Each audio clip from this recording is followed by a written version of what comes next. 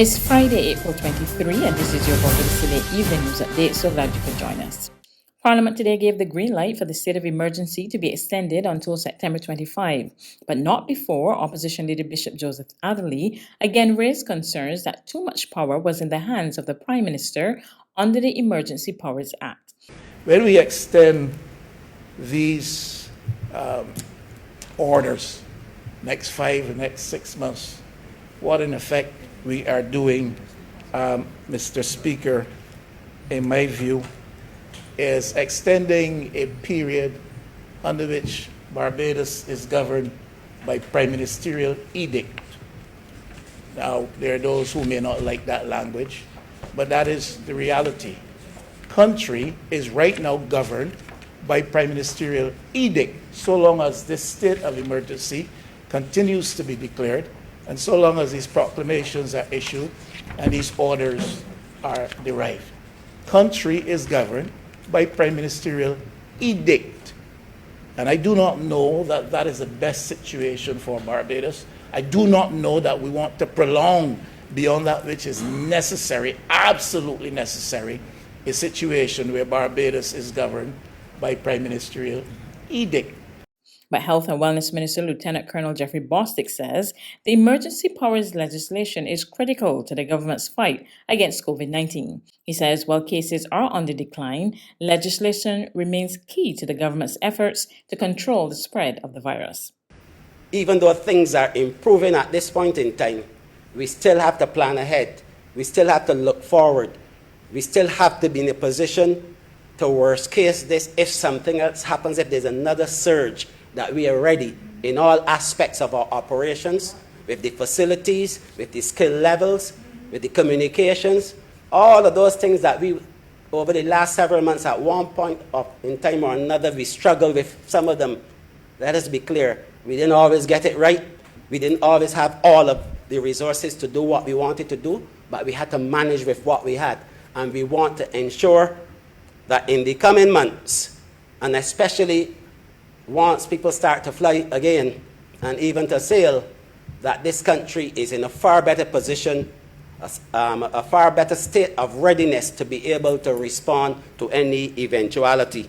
And the extension of the emergency powers will help to facilitate our desire to have that situation. Meanwhile, Attorney General Dale Marshall says the government must operate in the best interests of citizens.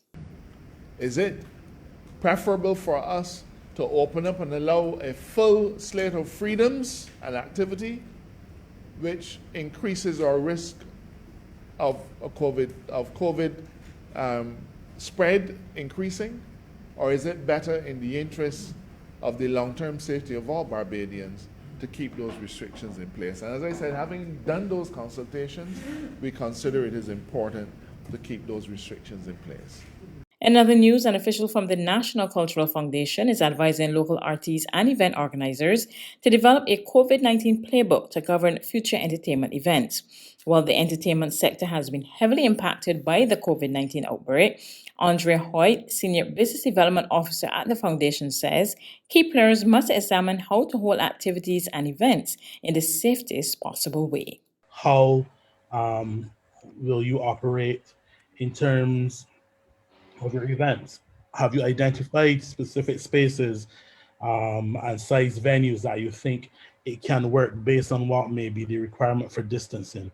How do you deal with things like moving in and out of that space? What technology will you bring to areas such as catering services for production, performers, tech, crews, and members of your public?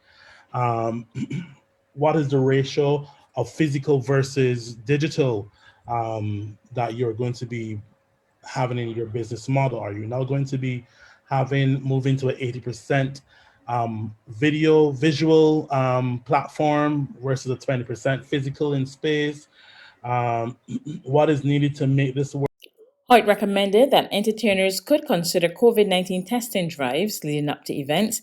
It's a proposal that has the support of the first vice president of the Barbados Association of Medical Practitioners, who wants COVID testing increased. We have been meeting with the Ministry of Health really to try to get their testing protocols and the efficacy of the lab and the automation of the lab to be increased so that we do not have that same challenge again.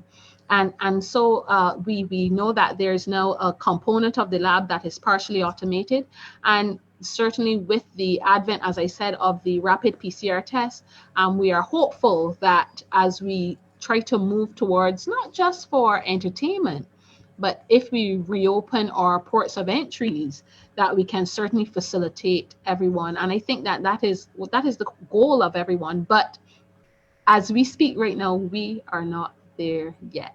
And I think that is probably the most important part. And I love what Andre said, because I think this is really now the time for everyone, not just the entertainment industry, doctors, teachers, everything, to take the opportunity to really re-innovate yourself.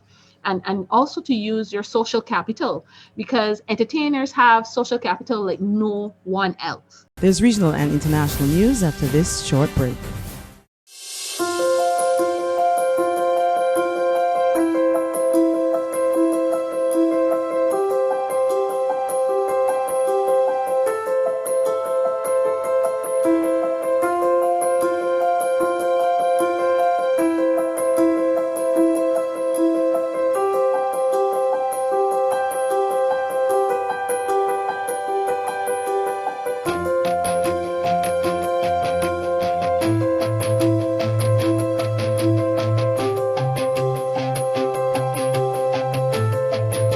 Barbados Today, news you can trust.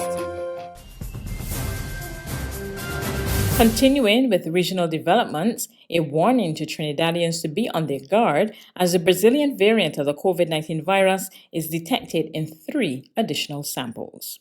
The Ministry of Health said this was confirmed on Thursday night by the team of the University of the West Indies that conducts genetic sequencing on COVID-19 positive samples. Of the 3 additional cases, 2 are nationals and 1 is a non-national. 1 sample came from a person under the age of 18 years. The ministry said that the cases have not been linked to the previously identified P1 variant case or to each other. The variants were detected in cases from the Caroni, Victoria and St. George West counties. It said all contact tracing and isolation procedures are in progress and being managed by the relevant county medical officer of health with the aim of containing these variants of concern. On the international front, French prosecutors opened a terror inquiry today after a police was stabbed to death at a station southwest of Paris by a suspected Islamist extremist from Tunisia, who was then shot dead by security forces. 3 people have been detained in connection with the attack. They will look into possible motives, try to understand if this man had links to a terrorist organization in particular. What we do know is that this man is Tunisian. He's 36 years old.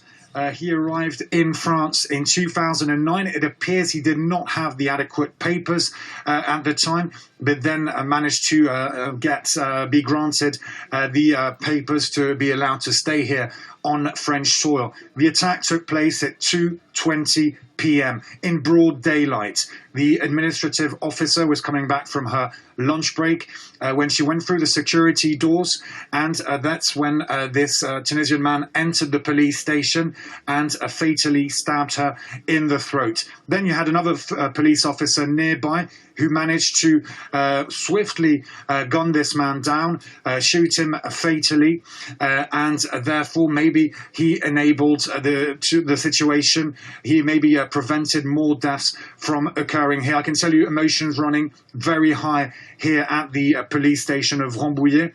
That's news, but for the very latest, visit our website at www.barbadostoday.bb. You can also subscribe to our e-paper, email updates, or like us on Facebook, and sign up for our breaking news alerts via WhatsApp. We're also on Izumi Media and bus terminals, as well as screenplay at supermarkets and gas stations near you.